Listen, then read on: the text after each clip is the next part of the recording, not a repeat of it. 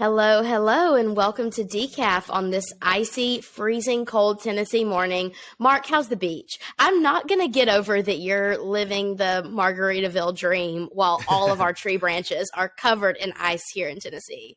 Yeah, unfortunately, I still have to work, so it's not the real Margaritaville dream, but it's better. Yeah, it's 67 here. I say it's about 33 there, so we about doubled your temperature. But unfortunately, this is my last decaf at the beach. I will be back next week, so I'm trying to enjoy the last couple of days here. But this As is you should. I know, especially while it's icy. It's always exciting when you go on vacation and it's like way better than the place you leave. The worst thing is like when you go somewhere and it's like, oh, it's the same temperature as Nashville. That's true. And it was the first few days, but then it's been like, okay, I really feel like I'm getting the value out of this now. Yeah, you're absolutely vibing now. I mean, when I tell you I live across the street from a high school, and there is a full tree limb down at this high school that I think was pulled down by ice. It's just laying in the parking lot of the school because they didn't have school yesterday. It is so icy and so horrible here. So yeah, I'm jealous. You can say that I'm jealous about that. Speaking of schools, Beacon is doing a lot of work on education this year. And I'm going to start this off by saying that there are so many good educational options in Tennessee. There are good traditional public schools. There are good charter schools. There are good private schools. There are good homeschool co-ops. And there's so many options for kids. And one of the things that grinds my gears more than just about anything else is when the government gets in the way of students and parents exercising their options. One of the things that moved education forward more than anything else in our lifetimes, I would say, is the growth of charter schools. But now, as Ron likes to say, in the past, everyone loved charter schools. It didn't matter if you're Republican or Democrat. But in the last 15 minutes of history, people are turning against charter schools.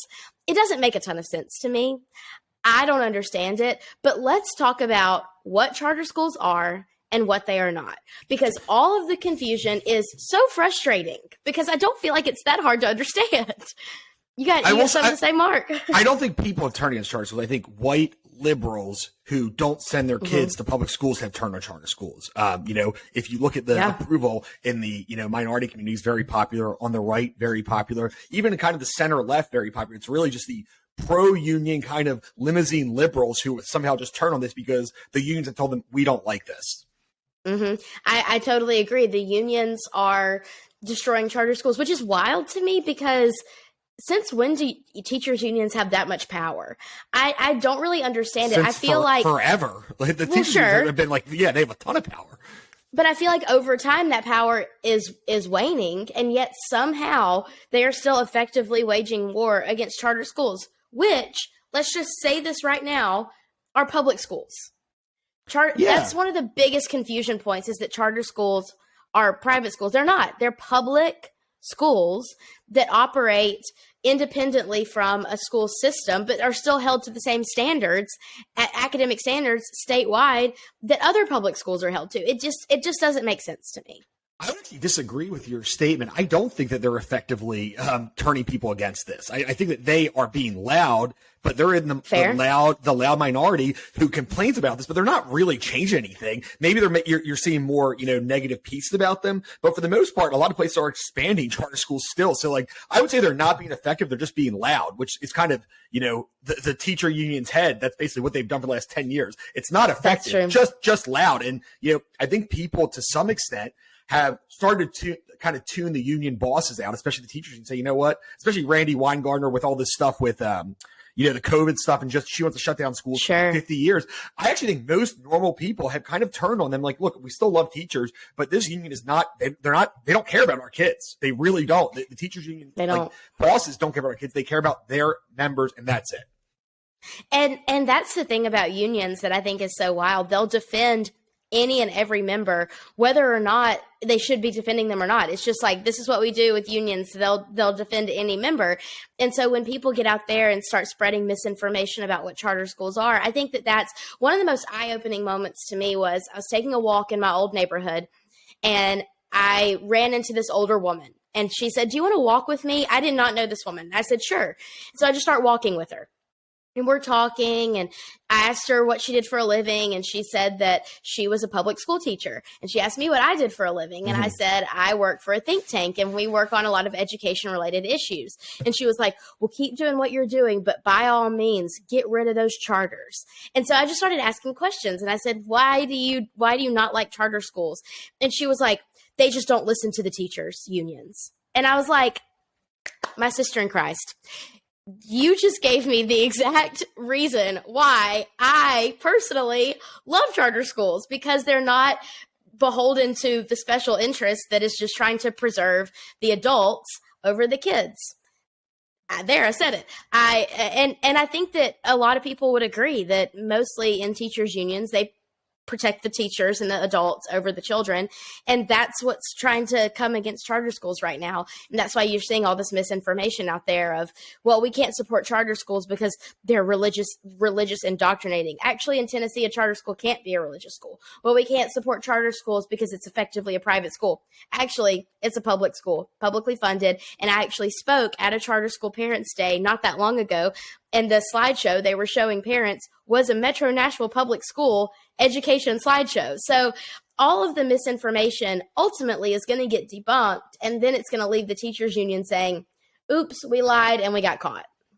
I think it's important to point out too, I don't think that it's a thing with teachers at large. I think there's a lot of people in the teachers union who are union members, but also like, oh yeah, I like charter schools. I want to work in charter schools. I want my kid to go to a charter school. So I feel like this is another separation between the union bosses and union members. I remember when, years ago when Scott Walker got the recall election, they said, oh, he's anti-union. Every union member's going to vote against. Like when you actually looked at the exit polling, is like, I think he lost like 54 to 46 among union members. So it wasn't like you had the very loud union bosses that talk about these things, but that's not always in touch with the union members, especially in Tennessee. So, I think charter schools they've been effective when you look at what they actually are. I think it says a lot that the opponents of charter schools are actively making up things that they know are not true. Yes. I mean, they have to. Because that's the only way they can win. Yeah, they have to act like they're not public schools. They are public schools and they have more flexibility, but they have to meet the same standards as public schools. So, like, it's not like they just – and Ron said this well. It's like, well, the one interesting thing is if charter schools don't do well, they get shut down. If public schools don't do well, they get more money. So it's like you can see that they're actually a better option for a lot of kids. There's some, there's going to be some charter schools that aren't great. There's some public schools that aren't great, but the difference is the charter schools that aren't great get shut down. The public schools that aren't great get more money. So that should tell you where it's at. And if you're arguing and making up things to prove your point, it means that you're on the wrong side of this, right? It means if you feel you have to make up arguments to prove a point, it means that you don't have good arguments on your own. And you're talking about a public school that helps, especially, poor students. It helps students in areas that they don't have great public schools. Or traditional public schools. And that's, I think that's a huge selling point is charter schools have been great. They've done a great job. They've improved scores overall. They have made the public schools better. They've they don't take all the money from the traditional public schools. Some of it stays in there, even though the other schools educating the child. It's just it's frustrating to hear made up arguments to fight against this because like you said, it's really because the union doesn't have quite as much power in charter schools as they do in traditional public schools. Yeah. And when adults get threatened, adults will do whatever it takes, even if that means screwing the kids over. So that's really how I see all of these battles against charter schools is not caring as much about the child's outcomes as caring about the adults' jobs. And, that to me is so messed up. I can't imagine a world in which I would participate in something like that. That's horrible. Yeah, and I do want to say one thing because I feel like we've kind of beaten around the bush a little bit, but Randy Weingarten, and we talked about her a little bit. She is the president of the American Federation for Teachers, AFT. She is one of the worst people there is. And I do think that at some point, like a lot of unions, there was a need for unions. It's not to say that like unions were never needed, but what they are doing right now is horrible. And it's discrediting every single member of the union because she has lied. She has made things up. And this is a major union she's the head of that has clearly shown she doesn't care at all about students. Not even one bit. And I don't even think she cares about most teachers. She cares about making sure she's making money, that the money keeps flowing into her, and that she's getting national media attention for just the dumbest things. So while, there's a lot of, great union members. There's probably some union bosses that are not as bad. She is a disgrace, and she has made people who, otherwise would be Democrats and be very pro-union. She's the reason why so many people, I think, are open to school choice, because she's such a clown of a person. And she has done so many bad things for children that this is the reason that we're having this discussion now, because school choice works. Giving children, other educational opportunities works. And if you have a great public school in that district, guess what? You don't have to worry about it. People are going to still go there because it's a great education. Hey, Mark, if you could only learn to express yourself, you would be unstoppable. If you could learn to really tell us how you feel, you would be completely unstoppable. We'll leave it on that note. I like the note that you just said. If you have a great traditional public school in your district, you don't have to worry about competition. But other options yield to better success in a lot of cases, and charter schools are one of those other options. We're going to keep talking about education and student options throughout the next few weeks and we'll hit on this next week, but the ESA program in Tennessee is open for people to start applying to private schools with the money that they are given back through the ESA program. We're going to talk about this next week, but we're going to be putting a lot of emphasis on this because encouraging parents to apply and making sure parents know how to apply is something that I think both of us feel really passionate about if you're seeking more opportunities. So this week, charter schools, next week, ESAs. The next week, we're just going to keep talking about this for the next little while because it's something that Mark and I, being two 30-ish year olds with no kids, we care about this more than I think a lot of people our age do, but on the level that everyone should. Speaking about something that everyone should care about, let's talk about our favorite topic, hypocrisy in politicians. If you'll remember during the Nancy Pelosi speaker era, the most recent one, she was kicking Republicans off committees because they didn't agree with her beliefs, or they were sharing stuff on social media that she didn't like, or she thought that they didn't deserve a committee seat. And the Republicans absolutely freaked out. It was a huge deal all over social media, in traditional media. It was a huge deal. And now, what do you know? The Republicans are doing the same exact thing with Ilhan Omar, which, let me just say, I don't like her. I don't think she's tactful. I don't agree with her opinions. However, kicking someone off of a committee because you don't agree with her opinion, probably not a good move. Mark, tell us the details of what happened in this situation and how it makes you feel. I feel like a therapist. It's interesting. And there's been a lot of discussion of this, but she was kicked off the Foreign Affairs Committee.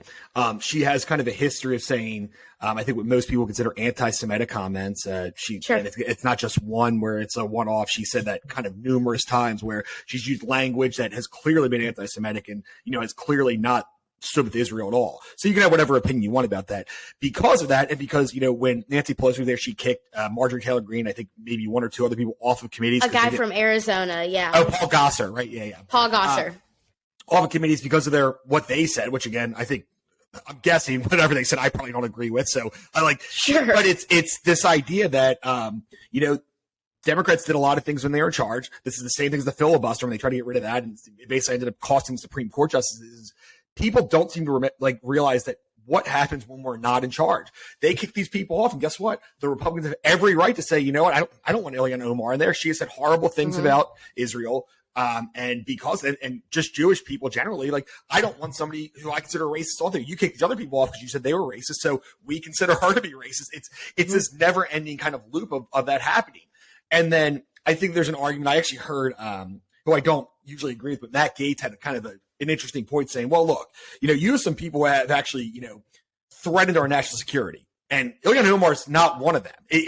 There's a couple of Democrats, like Eric Swalwell, should be kicked off because basically his opinion is that, he had probably a relationship with a Chinese spy, and who knows what information he gave out, right? And then you have people who kind of just made up pieces of the Russian dossier to really, get Trump with all these made up things. And maybe they shouldn't be on the committee because they have actually spread misinformation when it comes to outside intelligence. So I think there's a line. Would I have done it? I don't know. I think that Ilhan Omar deserves what she got in terms of this is what your side did. So when you do that to somebody else, what do you expect to happen? Do you expect the other side to say, oh, we're just going to, we're fine now that we're in charge. We're going to treat you great, even though you didn't treat us great. And again, not to say that these people deserve to be on these committees or not be on these committees. But I think that's, you reap what you sow. And when you do that, when you're there, if you have somebody with these controversial comments or have people who have potentially, lied about national security issues, you have to expect that's going to happen to you too. So I'm okay with it because of what happened. I think it's hypocrisy on both sides again, though, where all these people were saying, no, you should not keep them off there because you don't agree with what they said or, what offensive comments. And these same people are trying to protect Ilhan Omar, saying, oh, no, she didn't really mean it. It might have been anti-Semitic, but she didn't really know what those words meant. You just can't have it both ways. I think that's what we're finding again. Yeah, I am ever the bleeding heart on one side of the coin and cynic on the other side of the coin. I can't figure my brain out. I know that no one else can too. Mm-hmm. But for me, when people do things like this, when they kick folks off committees, all I can imagine is they're only doing this to raise money off of it for their next campaign. I feel sure that the Republicans who voted to kick her off that committee are going to have fundraising emails going out saying we're protecting America by sticking it to Ilhan Omar and kicking her off this committee. I am so cynical about stuff like this that I have a hard time believing that any of it is done in like righteousness or correctness. I think it's all done as part of political stunts, and they don't agree with her comments, and she's been very noisy, and they're probably, and I don't know because I'm not on anyone's email fundraising list, but I would imagine that there are some fundraising emails going out this week saying we did this, donate today. And that's the problem, I think, with a lot of our politicians and our faith in our politicians is that they don't a lot of times. Now, some of them really do have integrity and I do think want to do the right thing.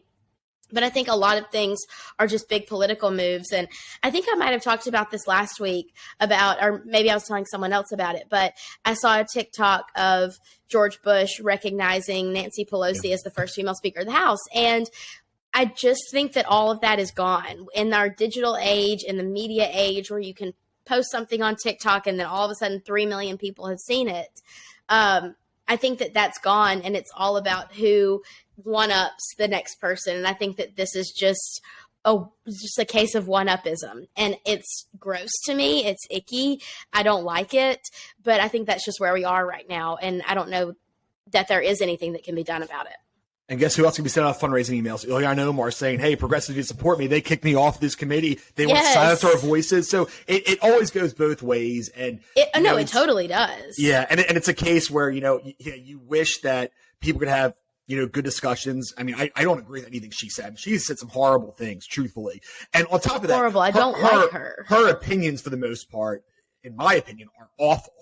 She is as far left as you can pretty much get. I mean, this is not, and it's like to the point of not a reasonable leftist. She is, very close to a socialist. And I use that, I use that term really responsibly. I don't call every, we don't just label people as a socialist. She's basically a socialist, though. I mean, not exactly, but as close as we can get. So and I think that's truthfully what the right was thinking is I don't want somebody this far left on a foreign affairs committee. And again, this is a big deal, that committee. And I think it's frustrating because this is where we're at, and you can't blame the Republicans. They're just doing exactly what the other side did to them when they had somebody they didn't like. Right. So it's a tough cycle to keep going down. And, I hope that this area of partisanship is over with at some point. I really hope we can get back to. Oh gosh, me too. Or at least I don't care about the disagreements. I don't care what you disagree on. I think I don't care about disagreement. Yeah. We should have discussions about, why we should lower the age or raise the age for Medicare. Things like that, taxes. Those should be honest discussions where people are bringing both sides in. And obviously, I like the lower taxes side, but it's where you have a real discussion and the person with the best points wins, not the person who, throws the biggest barbs or raises the most money or has, the biggest following on social media. I fully agree with you, and I could say so much more, but I don't want to take up more time on this because I know that next week we're going to have another hypocrisy of the day, so we can leave it at that. Mark texted me this morning, and said the words I always love to hear. He put money on Alabama to win the SEC tournament. No, regular season. Oh, okay, sorry. Much better. The SEC for the regular season. Okay, well, I'll take that even more. I'll make you a cake when you get home. If you've been listening to this podcast the whole time we've been doing it, I don't really follow basketball that closely. Alabama's never been like great. We've been really good, and I followed the last few years because we've been really good, but basketball is not really my sport. However, I am now dating a man who loves basketball, and I spend almost all day, every day talking to Mark. And so from all sides, I'm getting basketball talk, and so I'm paying attention to basketball. Mark, I will talk about Alabama later, but what say you about college basketball right now, and who should we be watching? I mean, we have like a month-ish until March Madness, which is really the only time I ever watch. But I have been watching a lot of regular season, watching my boy Nate Oates dress so sharp on the sidelines at the basketball games, watch a lot of Alabama. But who should we be watching as we go into bracket making season? Well, both of our alma maters have really exceeded expectations. Marquette's going to be in the top 10 too. So like these were two unranked teams before the season, and both our teams are going to be in the top 10 probably next week. So Purdue has been a dominant team this year in college basketball. Very surprising after they lost some really good pieces, including the top 5 pick. The Vols, a lot of people are picking the Vols to win not only the SEC but the NCAA tournament. Last night's setback was not good for them. I am not, after watching the SEC Big 12 Challenge, I am not a fan of the SEC basketball this year. They are bad. And the Big 12 is great, but it is really – and I'm usually an SEC basketball fan too. I'm not a hater on that. But it's not great this year. And I am – I still think Houston's the best all-around team. But there's been a lot of fun stories. And the most fun story, which nobody's really talked about, is the 21-1 Florida Atlantic team. This is a team that I don't think has ever won more than 18 games. And they have just been incredible all around. This year. So that would be a very fun. I don't think they made the tournaments like the 60s. And it was actually a ball boy for Bobby Knight is their head coach now, which is funny. But it's been a cool story. Yeah, it's been a cool story. Oh, that's sweet. I know. He's only like 40, but there's so many fun teams. It's a wide open field. Gonzaga's really disappointing. Anybody can win it all. And I think that's the best part about college basketball. You don't have a clear favorite. So right now I'm sticking with Houston, but there's been a lot of good basketball. And the Big 12 is, maybe the best conference I've ever seen in my lifetime from top to bottom.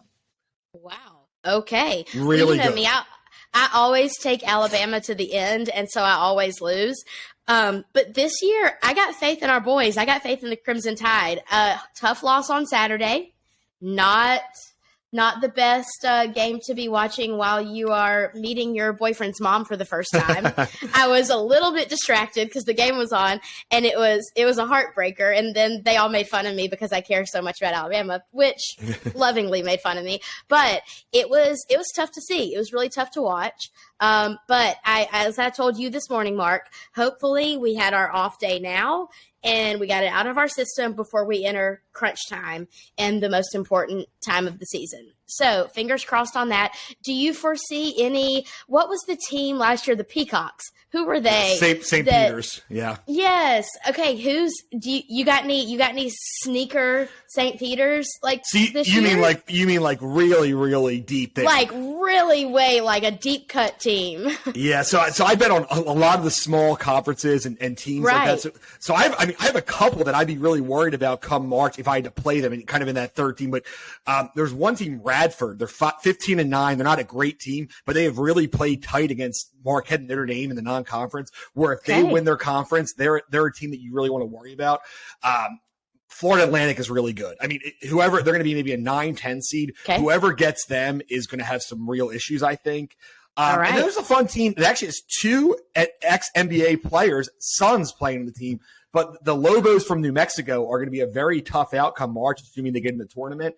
Jamal Mashburn Jr., they have House. They have a lot of good guards there. So I'm really excited. There's a lot of good mid-majors this year. And I feel like again, like I said, the top end of the NCAA, Purdue is good, but they are not unbeatable. So this could be a year where there is a ton of upset because I feel like the parity is maybe even closer than it's ever been before. Okay. I mean, it's always March Madness is full of upsets. That's why I love to watch it. And, like I said, I've never really cared about basketball, but I always lose my voice during like rounds 2 and 3 of March Madness because I'm screaming at the television, because that's why you play the game, because anything can happen.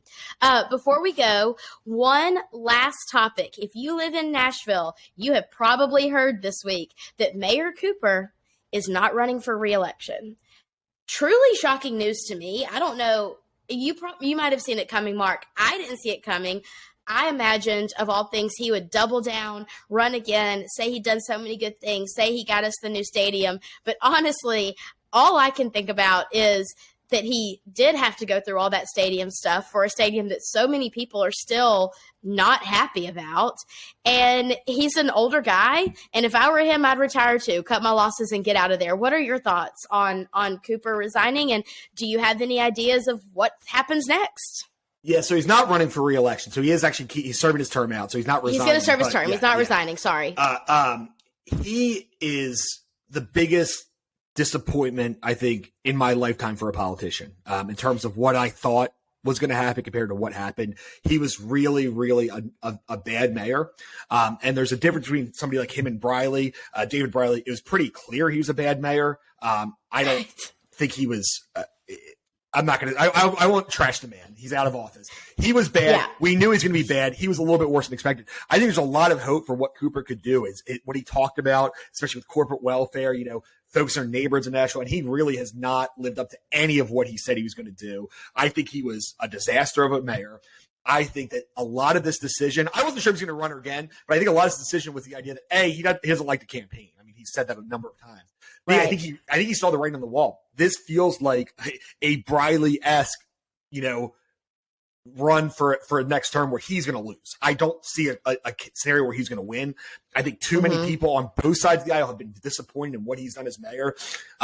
For whatever it's worth, his comms team or his comms thing has not been good. But he ran such a great campaign. He ran one of the best campaigns I've ever seen, and one of the worst, comms as mayor, where it's like, all the news has been bad news for him. He had about a 2-month grace period where he basically didn't do anything, and he was lighting up the bridge different colors, and that was the news. Now he has been really, really bad. And I don't think I'm outing you at all by saying that he's been mayor almost as long as I've been at Beacon. Yeah. And so when I moved to Nashville, I didn't really know who to support as mayor. I didn't know anything about it. Yeah. And Mark and I talked about it a lot. And you said to me, Cooper would be a great mayor. But I believed it. I did my own research too, and I believed it. Given our options, we both thought, and we talked about this at length because I had no idea who to pull for. We both thought that he was going to be a really good, moderate, reasonable mayor. He met with Beacon from the get-go and told us that he respected us. I think we were all so hopeful, and then it was just corporate welfare after corporate welfare, shutting down schools, going to his son's private school graduation while public schools were shut down. It was just a disaster start to finish, and his comms team did nothing to help him out. And so what I really wonder most of all, Mark, is we've had in very quick succession, Megan Barry, David Briley, John Cooper, and now we're going to have another one. Well, maybe it might go back to Megan Barry. Might go back to Megan Barry. But do you think we are going to see mayors in Nashville stick around for more than one term, or do we think that just the atmosphere in Nashville doesn't lend itself to that no one wants the job for longer than one term? That's what I'm that's piqued my curiosity the most. Well, the last 2 mayors have been complete disasters. They've been horrible. Sure. There's no other way to say it. They've been and like you said. I mean, I voted for John Cooper. I'd easily too when he was going against. Yeah. It's this is the obvious choice for me. Some people on their rights, and I'm not going to vote for any of them, whatever. But to me, it was a no question. And I kind of believe what he said, and maybe that's my fault for believing what a politician said. Listen, we both did. I think we learned our lesson.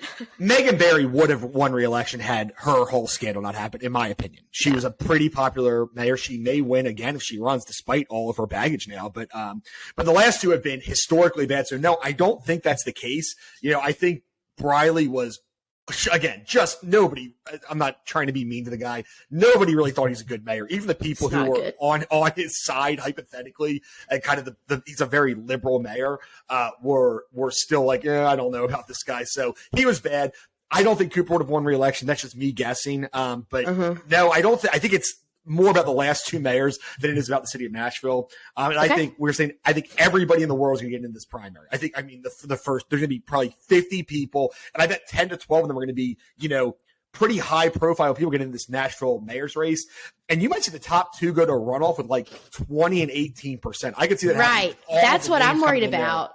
A very thin margin in a very wide field. That's what I'm thinking too. But what's weird is that could actually benefit, which is weird. That could benefit people on the right who could get a candidate in the final two, potentially even two candidates. If you have 20 people and you have about a 30 to 35% of people in Nashville who are willing to vote for Republican or conservative, you could actually get people, if they were smart enough, to split up like 18-70% and then let all the people on the left just split between their 10 candidates. Because you have Freddie O'Connell who's going to get votes. If you have Megan Barry, she's going to get votes. There's a lot of other people. Matt Wiltshire's going to get votes because he has money and, he's kind of more on the moderate side. So there's so many people, and that's about the people who are running right now. That's not even talking about the people who might get in the race.